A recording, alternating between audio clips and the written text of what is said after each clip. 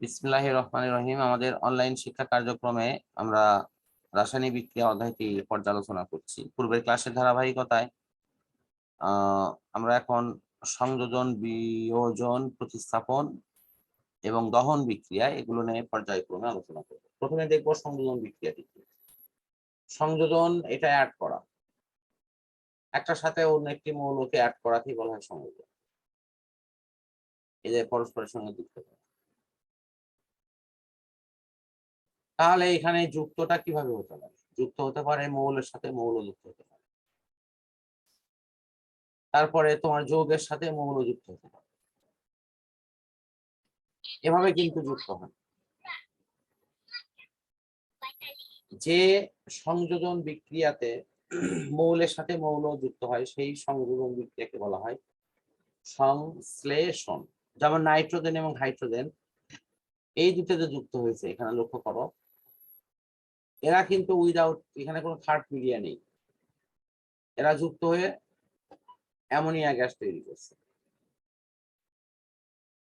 এই সংযোজন বিক্রিয়াটি হলো সংশ্লেষণ।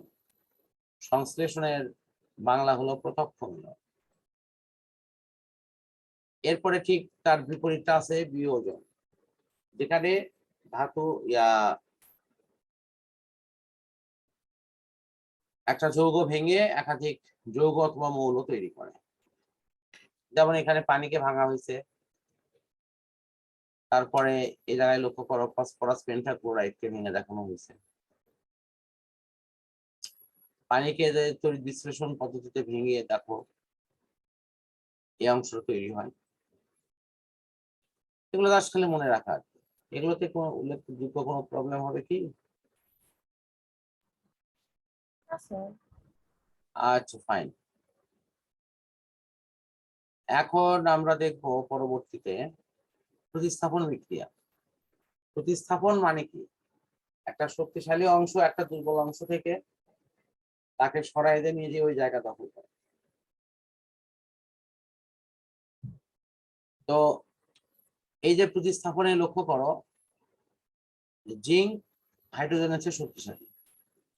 জিঙ্ক কি করলো? এই হাইড্রোজেনের এখানে এসে দাঁড়ালো। হাইড্রোজেনের শক্তি যেহেতু জিঙ্কের চেয়ে কম, সুতরাং হাইড্রোজেন নিজে সেখান থেকে বিদায় নিয়ে চলে গেল। আর এই জিঙ্ক কিন্তু তখন তোমার এই জিঙ্ক সালফেট সহ অন্যান্য যে কার্যাবলী সেটা সুসম্পন্ন। তো প্রশ্ন হচ্ছে যে জিঙ্ক যে এই যে সালফিক অ্যাসিডের দুর্বল অংশ হাইড্রোজেনকে সরায় যে নিজেই সেই জায়গাটি দখল করলো, এই ধরনের প্রক্রিয়ার নামই হলো প্রতিস্থাপন বিক্রিয়া। আশা করি এটি বুঝতে পেরেছ। এরপর আছে দহন বিক্রিয়া। আগুনের মাধ্যমে কোনো কিছুকে পোড়ানোকেই বলা হয় দহন বিক্রিয়া। একেবারে খুব সহজ একটি প্রক্রিয়া এটি।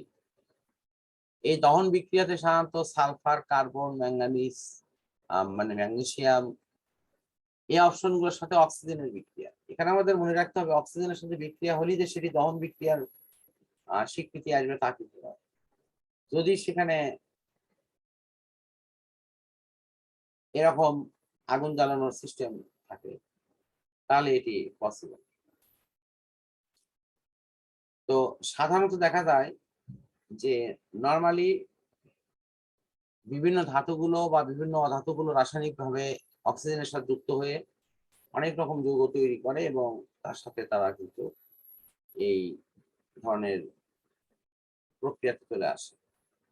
আমি লোহার সাথে অক্সিজেনের বিক্রিয়াকে কিন্তু এখানে সরাসরি দহন বিক্রিয়া বলতে পারছি না, কারণ লোহাকে আমি অক্সিজেনে পোড়াচ্ছি না, এখানে প্রচুর তাপ উৎপন্ন হয়। কিন্তু ক্যাটাগরি দেখে মনে হবে যে আমরা লোহাকে অক্সিজেনের সাথে বিক্রিয়া দিয়েছি, এটি অবশ্যই দহন বিক্রিয়া হয়ে যাচ্ছে।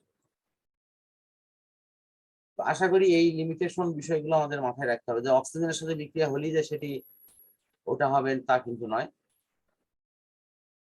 এটাতে আগুন জ্বলিচ্ছে কিনা, তাপ উৎপন্ন হচ্ছে কিনা, সেই বিষয়টি আমাদের একটু দেখতে হবে। এরপরে সেশনে গিয়ে আমরা ইনশাআল্লাহ নন রিডক্স বিক্রিয়া নিয়ে কথা বলবো।